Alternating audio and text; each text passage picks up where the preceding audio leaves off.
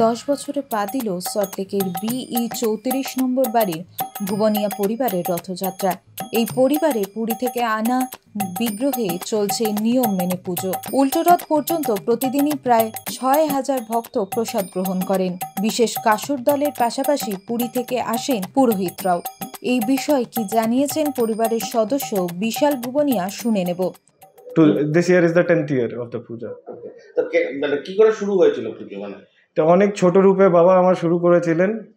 আমরা শুধু অফিসের লোক 10-15 জন মিলে করতাম, আর শুধু অফিসের ব্যাপার থাকতো। বাইরের লোকগুলো যদি হাত টেনে রথটা করতো তাহলে সেটাই ছিল কোনো প্রসাদ।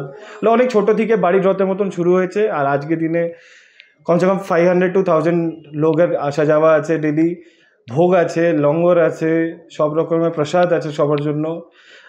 রথ আমরা ছোট বাচ্চাদের রথ থেকে শুরু করেছিলাম, আজকে রথটা 12 ফিটের রথ আছে আমাদের।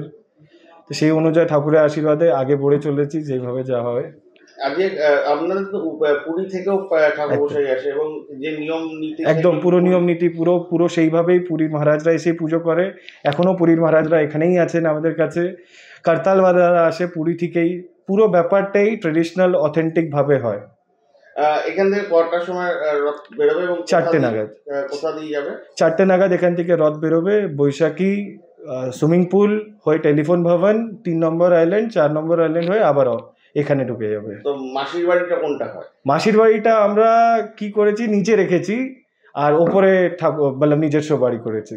কীর্তন হয়, নাচ গান হয়, ভাগবত হয়, নানা রকমের প্রতিদিন আলাদা আলাদা রকমের ফাংশন থাকে, খাওয়া দাওয়া থাকে, প্রসাদ থাকে সবার জন্য। আর it is open to all, কেউ এসে দর্শন করতে পারে ঠাকুরের।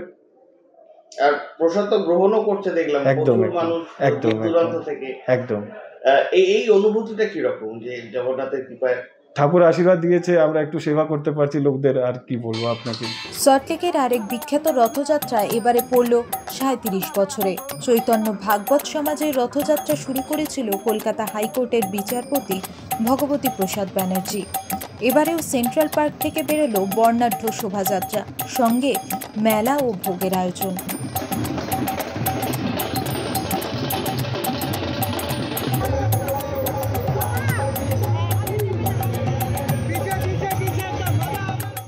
অন্যদিকে সল্টলেক সিবি ব্লকের সাংস্কৃতিক সংসদের রথযাত্রা পা দিল 35 বছরে।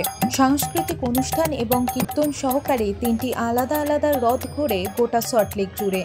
4000 ভক্তের জন্য রোজ থাকে প্রসাদ, সঙ্গে যারা রথ টানলেন তাদের বিভিন্ন জায়গায় ORS এবং জল বিতরণ করা হয়। সল্টলেক থেকে দেবগণ সরকারের রিপোর্ট, নিউজ পোল বাংলা।